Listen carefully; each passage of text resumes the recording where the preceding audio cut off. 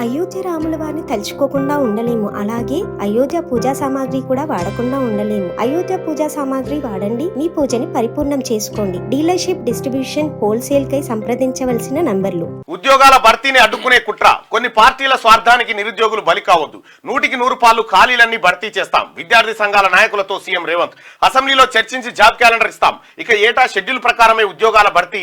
DSC, group 2 పరీక్షల తేదీల మార్పులపై TGPSC ఆ తర్వాత విద్యాశాఖతో చర్చించి నిర్ణయం.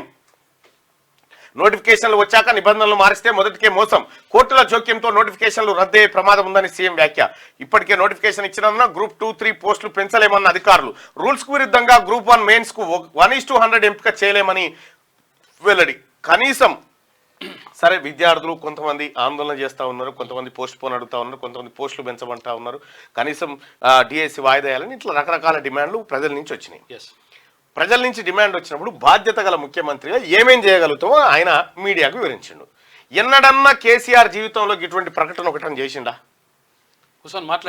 కనీసం ఇక్కడ చూడ్రి, రాష్ట్రంలో ప్రభుత్వ ఉద్యోగాల భర్తీని అడ్డుకునేందుకు కుట్ర జరుగుతుందని సీఎం రేవంత్ రెడ్డి అన్నారు. కొన్ని రాజకీయ పార్టీలు ఇక్కడ వరకు చూద్దాం. రాష్ట్రంలో ప్రభుత్వ ఉద్యోగాల భర్తీని అడ్డుకునేందుకు కుట్ర జరుగుతున్నదని సీఎం రేవంత్ రెడ్డి అన్నారు. కుట్ర ఎట్లా జరుగుతుంది? కుట్ర మన రామణుడుగా రామన్ బ్యాచ్ దిగింది ఇళ్లకు.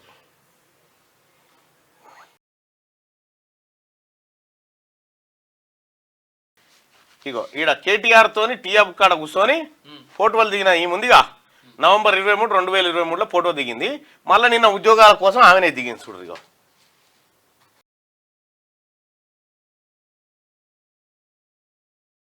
ఈయన, ఇగో ఈ కేటీ రామారావు పక్క పండి కూర్చున్న ఆయన.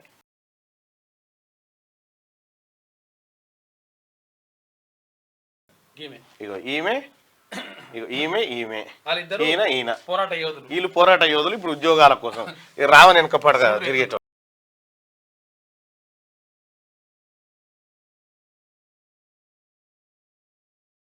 ఇగో ఈమె.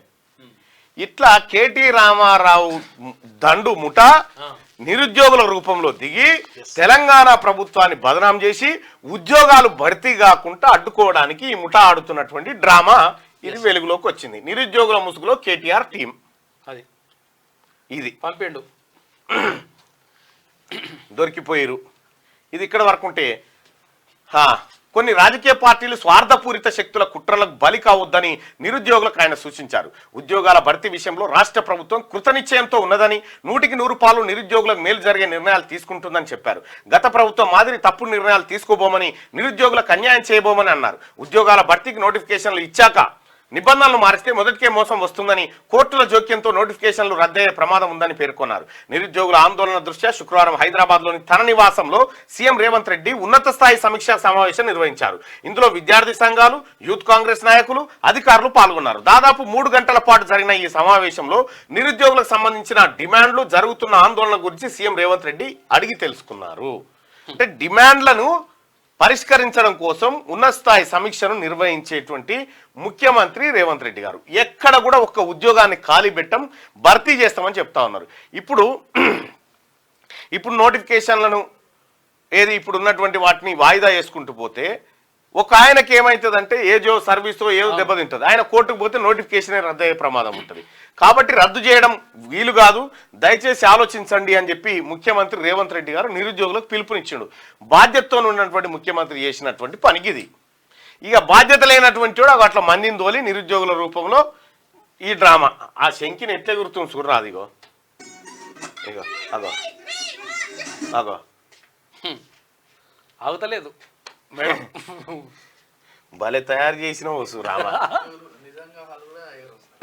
నిజంగా కూడా చేయడు, అసలు చదువుకుంటాడు, ఎన్నో పల్లెవాడు ఉంటాడు. నిబంధనలు మారిస్తే మొదటికే మోసం వస్తుందని, కోర్టుల జోక్యంతో నోటిఫికేషన్ రద్దయ్యే ప్రమాదం ఉందని పేర్కొన్నారు. నిరుద్యోగుల ఆందోళన దృష్ట్యా శుక్రవారం హైదరాబాద్ లో తన నివాసంలో సీఎం రేవంత్ రెడ్డి వివిధ విద్యార్థి సంఘాలు, యూత్ కాంగ్రెస్ నాయకులు, అధికారులతో సమీక్షా సమావేశం నిర్వహించినటువంటి పరిస్థితి. ఇక నేను ఒకటి చెప్తా ఉన్నా, నిరుద్యోగ సోదరులారా, ఈ కేటీ రామారావు ఇంకోడో చేసేటువంటి నోటిఫికేషన్లు రద్దు చేయించి ప్రభుత్వాన్ని బదనాం చేయించే కుట్రలో మీరు పాల్గొనకండి. మీరు చక్కగా చదువుకోండి, మంచి ఉద్యోగాలు 100% వస్తాయి.